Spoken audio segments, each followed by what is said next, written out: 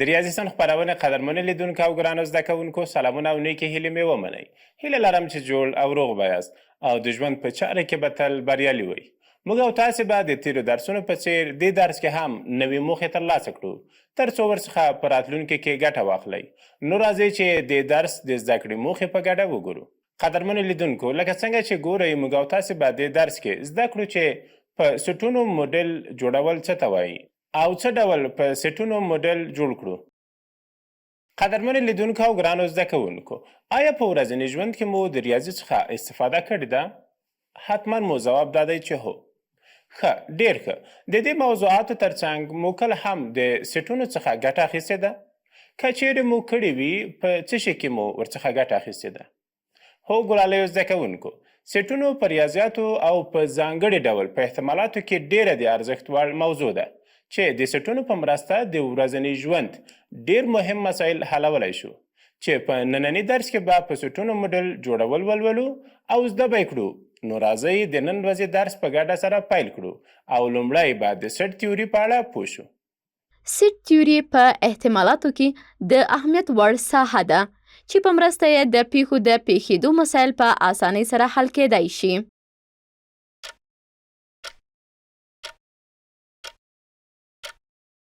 ښه ګرانو زده کوونکو، د سټ د تیوري په اړه مو معلومات ترلاسه کړل، خو د دې لپاره چې موضوع باندې ښه وپوهیږئ لومړی یو مثال ګورو. مثال، د یو ټولګي 10 تنه زده کوونکي په 3 ډلو داسې ویشل شوي چې 2 تنه د ریاضي کتابونه نه لري، 3 تنه د پښتو کتابونه نه لري او همدارنګه 15 تنه زده کوونکي د جغرافیې مضمون کتابونه نه لري. د سټونو په مرسته یې وښایاست.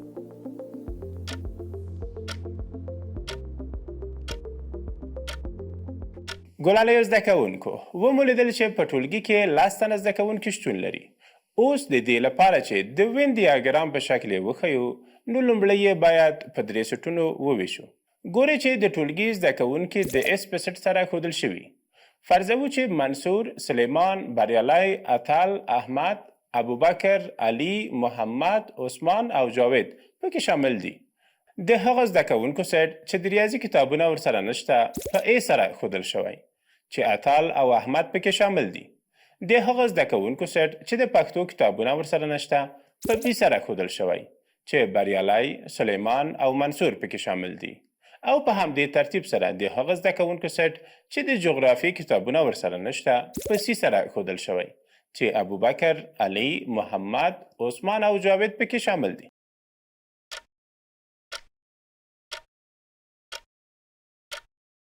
اوس هم د دې لپاره چې په دې موضوع لا ښه پوه شئ نو د وین ډیاګرام په شکل به یې هم وښیو. لکه څنګه چې په واضح ډول لیدل کیږي د ټولو زده کوونکو سټ په اس سره ښودل شوی، چې یوه نمونهیي فضا ده او زده کوونکي پکې په 3 ډلو ویشل شوي دي، چې د ا سټ کې اتل او احمد شامل دي، د بي سټ کې بریالی، منصور او سلیمان شامل دي او همدارنګه د سی په سټ کې ابوبکر، علي، محمد، عثمان او جاوید شامل دي. او لیدل کیږي چې 3 واړه سټونه د اس په نمونهیي فضا کې شامل دي.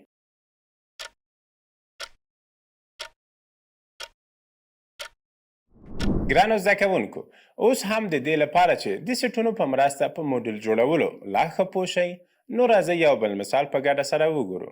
مثال، که اس نمونهیي فضا او A، B او C د هغې ناڅاپي پیښې وي، د دې احتمال شته چې A یا B پیښه واقع شوې وي. د دې احتمال شته چې د A پیښه واقع شوې وي. د دې احتمال شته چې د C پیښه واقع شوې وي.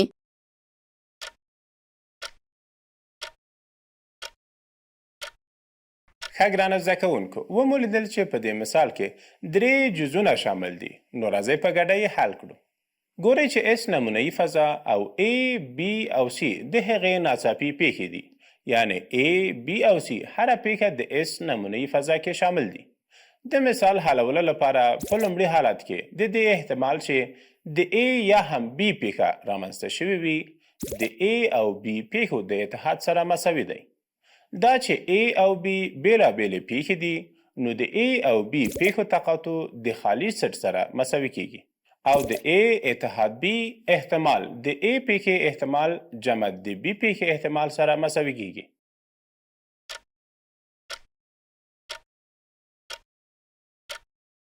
ښه ګرانه زده کوونکو د خپرونې په دې برخه کې د همدې مثال د دویم حالت حل ګورو.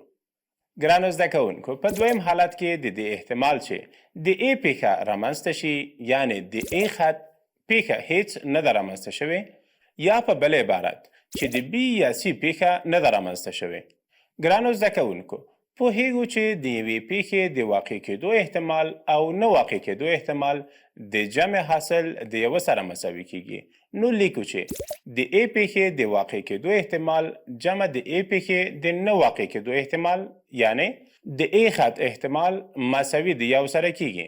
اوس هم P A زبر د مساوات ښی لوري ته انتقالوو چې علامه یې بدلون کوي. نو لیکو چې P A مساوي کیږي یو منفي P A زبر چې په لومړۍ رابطې سره یې فرض کوو. مخکې مو وویل چې د A پیښې د نه واقع کېدو احتمال او همدارنګه د B اتحاد C احتمال سره مساوي دی. نو په لومړۍ رابطه کې وضع کوو او لیکو چې P A مساوي کیږي یو منفي P B اتحاد C سره. اوس د B او C پیښو احتمال بېلابېل لیکو چې P A مساوي کیږي یو منفي P B منفي P C لاسته راځي یعنی P A مساوي کیږي یو منفي P B منفي P C.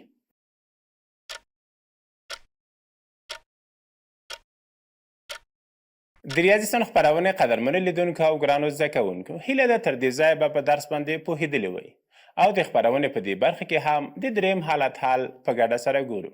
همدارنګه په دریم حالت کې د دې احتمال چې د C پیښه هیڅ نه ده واقع شوې د هغې پیښې د احتمال سره مساوي دی چې د A یا B پیښه واقع شوې ده او دا چې د A یا B پیښه رامنځته شوې ده احتمال یې A اتحاد B سره مساوي دی. نو لیکو چې احتمال د C زبر له احتمال د A اتحاد B سره مساوي کیږي یا همدا احتمال د A جمع احتمال د B سره مساوي کیږي. یعنی د C زبر پیښې احتمال د A او B پیښو د احتمالونو د مجموعې سره مساوي دی.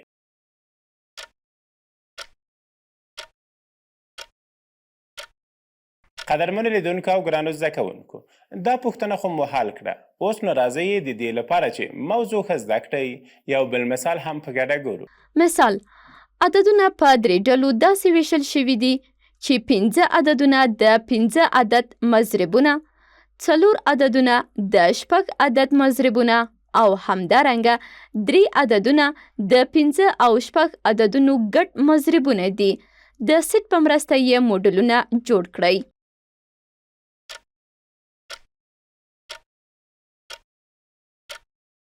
ګلالیو زده کوونکو فرضوو چې د 5 عدد د مضربونو په سیټ کې 10 15 10 شپېته او 90 عددونه شامل دي. د 6 عدد مضربونو په سیټ کې 12 10 شپېته او 90 عددونه شامل دي. په واضح ډول لیدل کیږي چې په دواړو سیټونو کې مشترک عناصر عبارت دي له 10 شپېته او 90 عددونو څخه. نو د 6 او 15 عددونو ګډ مضربونو سیټ په دې ډول تشکیلوو چې په هغه کې 10 شپېته او 90 عددونه شامل دي.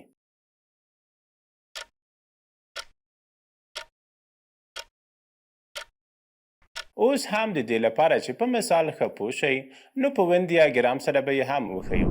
ګورئ چې په ون دیاګرام کې د 15 عدد د مضربونو په سیټ کې 10 15 10 شپېته او 90 عددونه شامل دي. د 6 عدد د مضربونو په سیټ کې 12 10 شپېته او 90 عددونه شامل دي. په واضح ډول لیدل کیږي چې په دواړو سیټونو کې مشترک عناصر له 10 شپېته او 90 څخه عبارت دي. نو د 6 او 15 عددونو د ګډو مضربونو سیټ په دې ډول تشکیلوي چې په هغه کې 10 شپېته او 90 عددونه شامل دي چې د دواړو سیټونو د تقاطع سیټ هم بلل کیږي.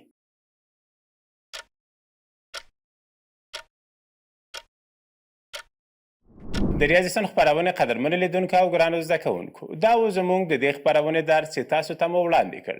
خو وړاندې له دې چې خدای پاماني وکړم ګورو چې په دې درس کې مو کوم موضوعات زده کړل. سیټ تیوري په احتمالاتو کې د اهمیت وړ ساحه ده چې په مرسته یې د پیښو د پیښېدو مسایل په اسانۍ سره حل کېدای شي.